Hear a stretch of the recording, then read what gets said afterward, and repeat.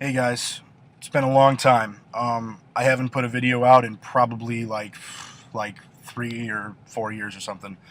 Those of you who saw my first video on Hebrews chapter 6 will know it's been a long time, but also I apologize because I had planned on doing a follow-up with Hebrews chapter 10 that had similar material in it, which now that I have better equipment and Lord willing, I could possibly do in the future. But anyway, so today what I'm going to talk about is I'm going to talk about John chapter 20, verse 28.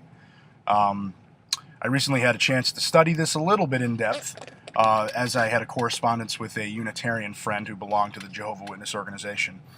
And I dug in and I found some very interesting things that I had not been shown by anybody before that I would like to share with you today. So what we're going to do first is we're going to read the passage and then we'll talk about it. So again, I'm in John chapter 20, and I'm going to read from verse 24 down to verse 29. Okay. And again, I'm reading from the King James, so deal with it. But anyways, so to preface this situation, we have the disciples all gathered into a place, and the Lord comes in while the doors are shut, and, he's resurrected now, and they get to see all the wounds, and it's an amazing thing. They're all rejoicing. But as verse 24 says, "But Thomas, one of the 12, called Didymus, was not with them when Jesus came. The other disciples therefore said unto him, We have seen the Lord. But he said unto them, Except I shall see in his hands the print of the nails, and put my finger into the print of the nails, and thrust my hand into his side, I will not believe. And after 8 days again his disciples were within, and Thomas with them. Then came Jesus, the doors being shut, and stood in the midst, and said, Peace be unto you. Then saith he to Thomas, Reach hither thy finger, and behold my hands, and reach hither thy hand, and thrust it into my side, and be not faithless, but believing. And Thomas answered and said unto him, My Lord and my God. Jesus saith unto him, Thomas, because thou hast seen me, thou hast believed. Blessed are they that have not seen, and yet believed. Okay. So, obviously, the passage, or the part of this that is controversial is verse 28, where Thomas gives Jesus this blatant title of My Lord and my God. Okay. First of all, I need to say that I'm going to probably be breaking up this video into two parts because it doesn't work when I do I do it all at once. It's too long. It should probably only be like 16 minutes or something like that total, so nothing too long. But I'm gonna split them up in two parts just to let you know. So, anyways, we're gonna dive into what I found from a parallel passage where I think this title is coming from. The first is a couple of objections that normally come up from kind of the Unitarian perspective, those believing that Jesus is not God, for the Father is the only one that is in the category of God. Their ideas of what's going on here, their objections to Jesus being called God. First, I want to point out, it says Thomas calls Jesus God here. Kind of end of story. I mean, he calls him God. That's it. I mean, it says, and it's pretty clear. He says, Thomas saith unto him, the antecedent of him being Jesus. But they do raise a pretty legitimate question, which this one I will attempt to try and answer throughout the whole study that we do here, which is, they'll ask, okay, you say that Jesus is being called God by Thomas here. Well, what does that title have anything to do with Thomas previously disbelieving in Christ's resurrection and now believing in it? What is the relationship between that title and Thomas's confession that he believes, that Jesus accepts and says, yes, you've believed, blessed are they that have not seen but believed. And that's what I want to answer that. I think we'll see that as we go on. We're going to see the correlation between the resurrection and this title and how that's an assent to the belief in the resurrection. But to some minor issues, we have to look, for you Greek students, those who study Greek, the title here, My Lord and my God, is O Kyrios mu ke o Theos mu. And you'll notice that it's in the nominative singular case. And Unitarians like to point out pretty quick, they say, well, if Thomas was trying to address Jesus here, he would have done it using the vocative case. That's the case you use to address people in Greek. Why is it in the nominative singular case? They'll even point to plenty of places in the New Testament where he's called Lord many times, and it's in the vocative case. Why the nominative singular here? And it's interesting to note, though, it's very important that the vocative case was actually at this point in Koine Greek in the 1st century, was fading out of usage very rapidly and was being replaced by the nominative case, singular and plural. You'll actually find that quite a bit in the New Testament, where people are addressed using the nominative singular case or nominative plural case instead of the vocative.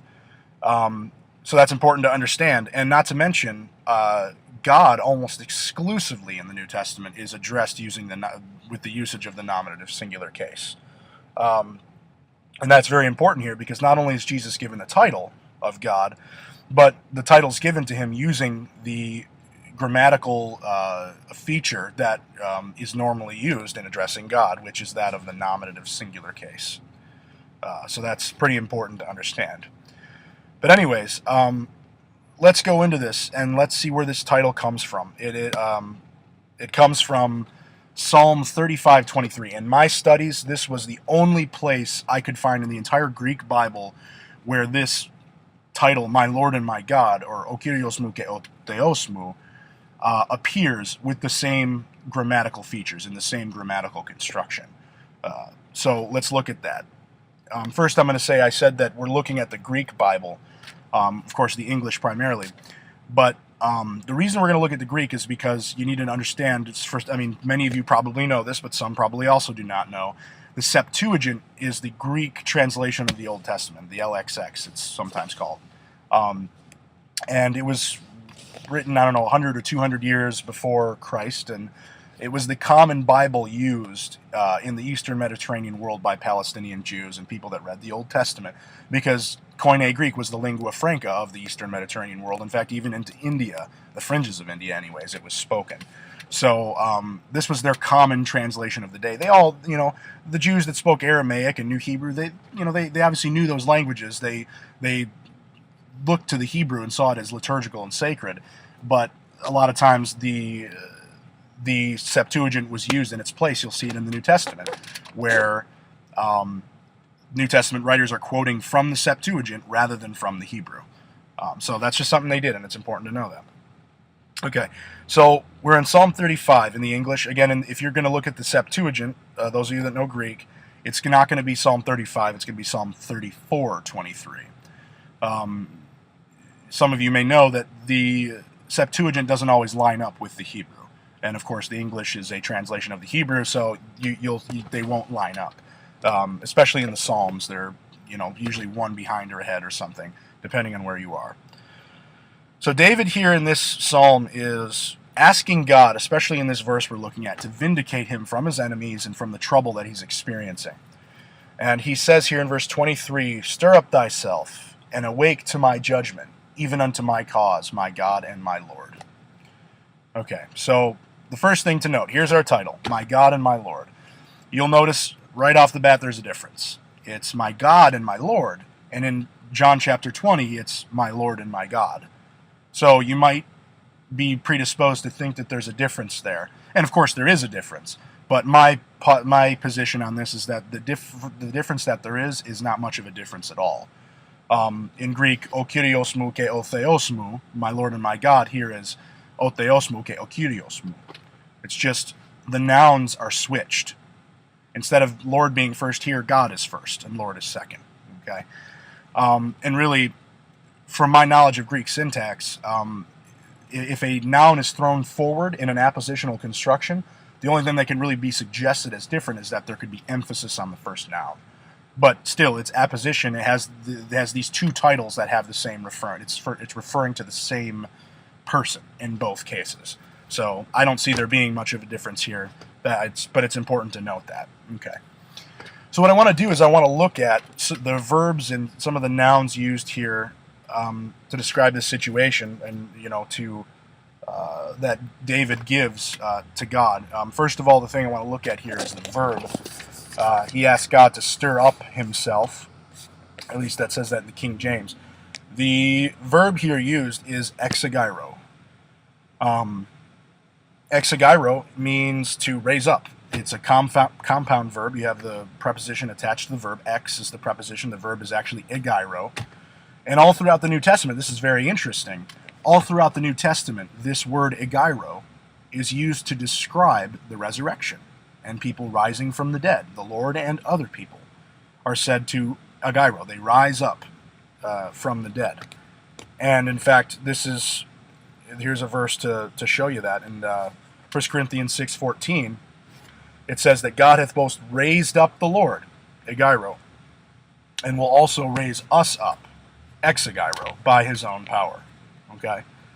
So we have the non-compound form and the compound form here, egeiro and exegeiro. Some might want to say, well, there's a difference in the meaning because you have the preposition attached to the verb, but here we can see in 1 Corinthians 6:14, both verbs are used, or both forms of the verb, the compound and non-compound form, but yet they're equated with the same meaning. There's not any significant nuance here in meaning. So it's important to note that just because egeiro is normally used in the New Testament for resurrection and not exegeiro predominantly, there doesn't seem to be much of a difference or different nuance in meaning. It means to raise up. Okay? And here back in our psalm, David is asking his Lord and his God, or his God and his Lord, to rise up, like the verb used in the New Testament to describe rising from the dead. Okay. So he asks God to rise up. Now what for? He says, take heed, the English says, awake to my judgment. And I want to modify that translation. It says, exegerte ki kiri ke proskes de krisimu o theosmu ke o kyriosmu isten dikemu. So, ke proskes de krisimu. He says, and take heed or pay close attention to my judgment, I think is a better translation. Pros echo is to hold fast to. Here we have the participle here of that, to pay close attention to. He's asking God to take close attention to his judgment. And the word for judgment here is krisis, and or krisi here. But the word krisis for judgment is something that should ring a bell in your mind. Somebody, if you read the Greek New Testament, it's commonly described in the New Testament what believers are under. And actually, we'll look at that in a second. I'm going to kind of just give this verse in its context, and then we'll look and see how that relates to the New Testament. So we'll go back to that in a second. But he asks the Lord to raise up and pay close attention to his judgment unto his cause.